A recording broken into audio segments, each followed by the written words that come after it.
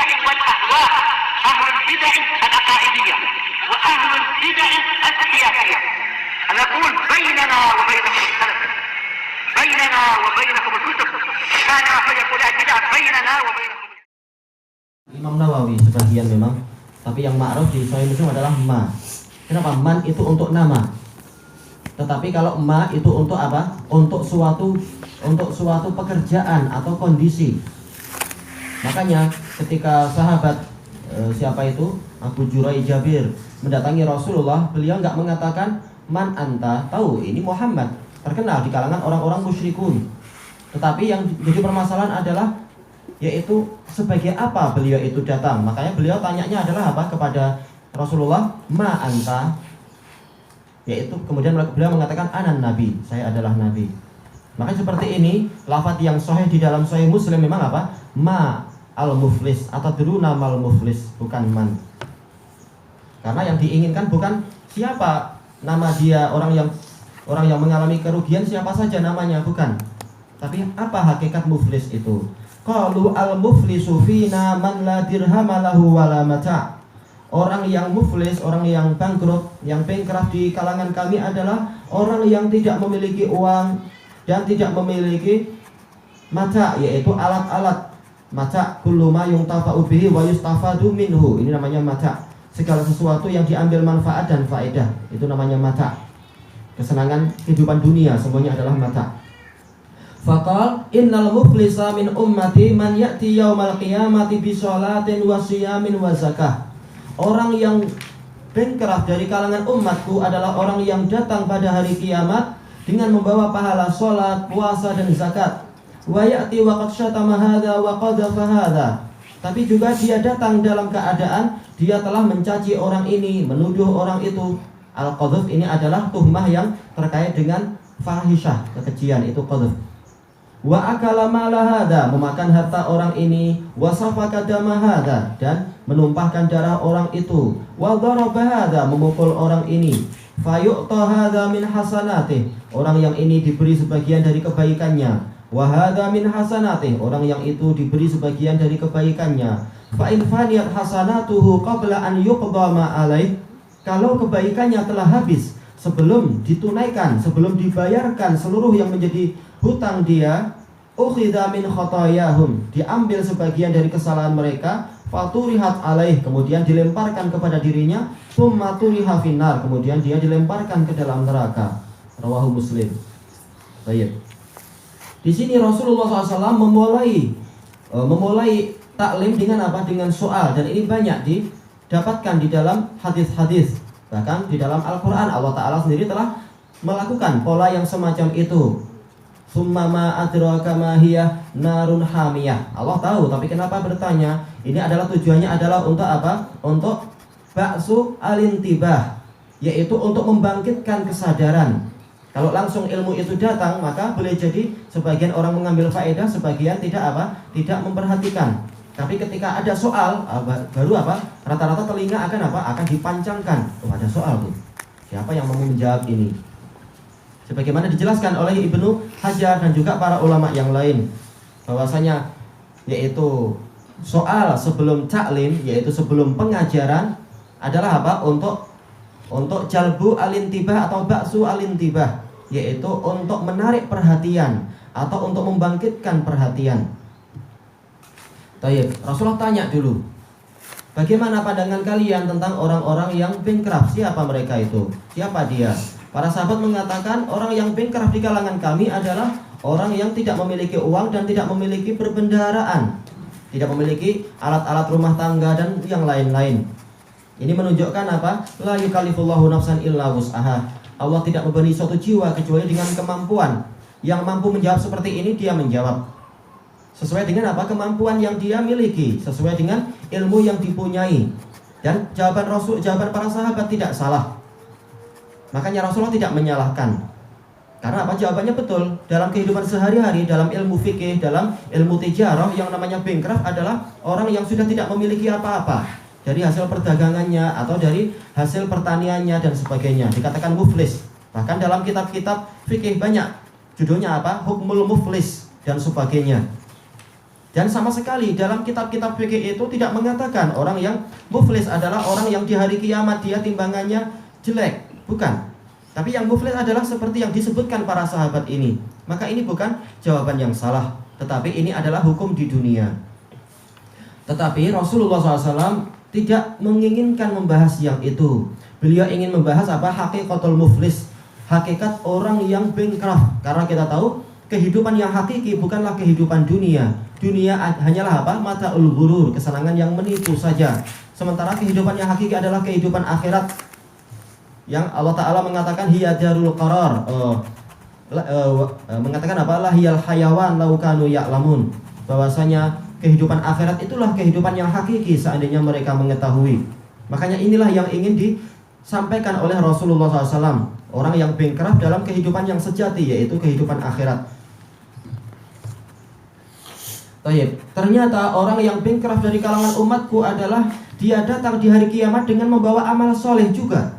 Pahala sholat banyak sekali, pahala puasa la mitlalah, tidak ada yang semisal. Pahala zakat juga apa? Tidak akan pernah orang yang berzakat itu kemudian jadi miskin, bahkan semakin bertambah keberkahannya dan seterusnya. Ini amalan-amalan yang sangat besar nilainya, dan dia akan menghapuskan siksaan sebagaimana apa? Air yang menghapuskan api, memadamkan api dan seterusnya. Masing-masing adalah contoh amalan-amalan yang paling utama. Makanya dia menjadi apa? Rukun Islam. Tetapi ternyata amalannya ini ditandingi oleh amalan yang lain yang membahayakan, yaitu dia mencaci orang lain. Padahal apa? Sibabul muslim fiskun, bahwasanya mencaci seorang muslim adalah kefasikan. Ini dosa besar. Fasik, dosa besar. Wa qadhafa hada, dan menuduh orang lain. Sementara ini adalah apa, yaitu minasabaatil mubiqat, termasuk 7 perkara yang akan membinasakan. Menuduh dengan tuduhan palsu, tuduhan yang terkait dengan perzinaan dan semacam itu dalam keadaan palsu. Kemudian wa akala mala hadza, Allah Ta'ala telah menyebutkan orang yang memakan harta orang lain dengan cara zalim, dia akan memasukkan api neraka di dalam perutnya, terutama kalau itu adalah anak yatim. Yarhamukallah. Tayyib. Dan juga menumpahkan darah orang lain. Ini juga kita akan mendapatkan dalil-dalil yang banyak tentang apa? Hukum menumpahkan darah muslim dan sebagainya telah kita dapatkan. Ini lebih haram daripada apa? Keharaman Ka'bah dan seterusnya itu. Dan juga dia telah memukul orang ini, dan dalil-dalil banyak membahas masalah itu. Maka muskilahnya adalah ini, dia membawa amal soleh yang banyak dengan kerja keras yang panjang. Karena amal soleh tadi semua adalah perlu kerja keras. Tapi dia juga apa? Melakukan dosa-dosa kepada orang lain, yang semuanya kembali kepada apa? Kedzaliman kepada orang lain. Maka pada hari itu adalah hari yang tidak ada kedzaliman, semuanya akan diadili. Maka kebaikan orang tadi diambil sesuai dengan kadarnya, diberikan kepada orang yang dia zalimi. Demikian pula satu persatu seluruh orang yang terzalimi akan mendapatkan kebaikan dia, atau kalau kebaikan telah habis, maka dosa-dosa mereka akan dikurangkan dan diberikan kepada orang yang zalim tadi. Maka ini adalah kebangkrutan yang sangat besar. Bukan hanya timbangannya itu netral sudah, dalam artian nggak ada kebaikan, tapi bahkan apa, timbangannya jadi sangat tidak seimbang. Bukan hanya dia tidak punya kebaikan, bahkan dosanya menjadi semakin banyak, ditambah dengan dosa yang dia miliki sendiri. Akibatnya apa? Dia akan dilemparkan ke dalam neraka. Inilah kebangkrutan yang sebenar-benarnya. Seperti hukumul muflis di dunia, yaitu dia uangnya habis, dia harus memikul hutang yang banyak. Ini adalah apa? Orang yang bankrupt. Makanya jawaban para sahabat tidak keliru. Kenapa? Karena hakikat yang disebutkan Rasulullah ini tidak keluar dari apa? Tidak keluar dari makna muflis secara bahasa dan secara uruf, secara adat istiadat. Cuma Rasulullah ingin memalingkan pandangan sahabat kepada sesuatu yang lebih berbahaya daripada kerugian di dunia. Tayyib. Makanya al yang disebutkan di sini innal muflis, alnya adalah apa? Al istighraqiyah lil jins, yaitu menunjukkan kebangkrafan, kebangkrutan yang paling besar, yang hakiki, yang sejati. Inilah yang disebutkan oleh Ibnul Qayyim rahimahullahu taala di dalam kitab beliau Syifaul Alil, yaitu sering Rasulullah SAW menyebutkan di dalam hadis sesuatu yang dimaksudkan adalah istighraq lil jins, untuk menunjukkan apa? Inilah sesuatu yang hakiki, tidak seperti yang kalian bayangkan. Contohnya adalah hadis ini, al-muflis, Tidak seperti muflis biasa di dunia, tapi muflis yang betul-betul muflis di akhirat. Ada beberapa dalil yang lain, yaitu Rasulullah bertanya, atadruna manir ragub? Tahukah kalian apa itu ragub? Ragub adalah apa? Yang hukum biasa di dunia, yaitu orang yang anaknya itu meninggal ketika dia masih kecil, ketika anaknya masih kecil, yaitu orang ini sendirian, kesepian.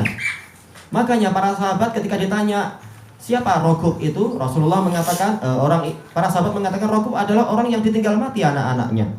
Rasulullah mengatakan ar-ragub sebenarnya adalah orang yang dia itu amal solehnya banyak, tetapi dia tidak mampu mengambil manfaat di akhirat karena diambil oleh orang lain atau hancur karena apa? Karena dia melakukan pembatal amalan. Inilah ragub yang sebenarnya. Para sahabat tidak salah dengan definisi tadi, tetapi yang diinginkan Rasul adalah ragub yang hakiki, yang sejati. Dan ini ada pola semacam ini di dalam Al-Quran. Ketika Allah Ta'ala membicarakan tentang orang munafikun, yaitu apa? Allah Ta'ala berfirman, humul aduwu fahdharhum. Mereka itulah musuh yang sebenarnya. Alnya adalah istighraqiyah lil jins. Kata Imam Ibnul Qayyim di dalam kitab tadi, dalam kitab Syifaul Alil, kalau tidak salah Syifaul Alil memang, dan juga apa di dalam, dan juga dijelaskan oleh Imam Syinqiti dengan kalam yang lain, tapi intinya sama di dalam kitab Adwaul Bayan. Kita tahu musuh-musuh itu banyak. Setan juga musuh, orang kafir secara umum juga musuh, jiwa kita juga musuh, dan sebagainya. Bahkan apa? Allah Ta'ala telah berfirman, ya ayyuhalladzina amanu inna min azwajikum wa auladikum aduwwal lakum fahdharuhum. Sesungguhnya di antara istri kalian dan anak kalian itu ada yang menjadi musuh bagi kalian, maka waspadailah mereka. Tetapi apa? Allah Ta'ala menginginkan untuk yang ini case lain, bukan aduun atau aduan dengan apa? Nakiroh, tapi humul adu dengan al istighraqiyah lil jins. Kenapa? Karena walaupun yang lain-lain itu boleh menjadi musuh, tetapi munafikun inilah musuh yang sejati. Kenapa? Karena zahirnya mereka bersama kita wajib untuk memuliakan mereka, kita wajib untuk apa? Untuk berkumpul bersama mereka, bersenyum dengan mereka. Tapi pada hakikatnya di hati mereka adalah apa? Orang-orang yang suka mencari aib kita, orang yang suka mencari kecelakaan kita dan kelengahan kita dan seterusnya. Maka sebenarnya mereka itulah musuh yang sebenarnya. Allah Ta'ala telah berfirman, humul aduwu fahdharhum. Mereka itulah musuh yang sebenarnya, maka waspadailah mereka oleh engkau wahai Rasulullah. Tayyib. Dan banyak dalil-dalil yang menunjukkan pola semacam ini, bahwasanya yang lain adalah maknanya seperti itu, tetapi yang ini adalah apa? Istighraq lil jins, sesuatu yang hakiki, yang sebenarnya. Tayyib. Ilahuna wallahu a'lam.